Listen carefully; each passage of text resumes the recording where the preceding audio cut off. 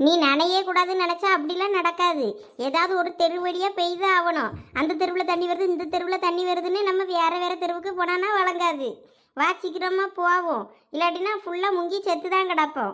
ஆமா லட்சுமி, பிள்ளைகள் சொல்லியதும் சரிதான். சொன்னா கேளு, வா. சரி வாங்க போவோம், இந்த தெருவிலே போவோம். இந்த வழியா போனோன்னா பத்திராளியக்கா வீட்டுக்கு போயிடலாம் சீக்கிரம்.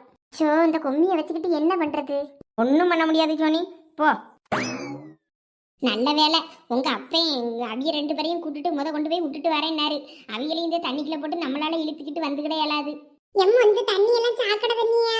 இல்லல பூமாரி, இதெல்லாம் மழை தண்ணி தான். இங்கெல்லாம் சாக்கடை தண்ணி வராது. இல்லமோ சென்னை நியூஸ்ல எல்லாம் அங்க வெள்ள வரும்போது சாக்கடைலாம் தேங்கி இருக்குன்னு சொல்லிட்டு வீடியோல பாத்திருக்கேனா, அதான் ஒருவேளை இதுவும் சாக்கடை தண்ணியா இருக்குமோன்னு கேட்டேன். அங்கேயே பூமாரி, அங்கங்க ட்ரைனேஜும் போக பத்தியா, அந்த தண்ணியெல்லாம் சேர்ந்து அப்படியே சாக்கடை தண்ணியும் மேலே கொண்டு வந்துடும் பத்துக்க. இங்க அப்படி இல்லை பத்தியா, ஆறு குளம்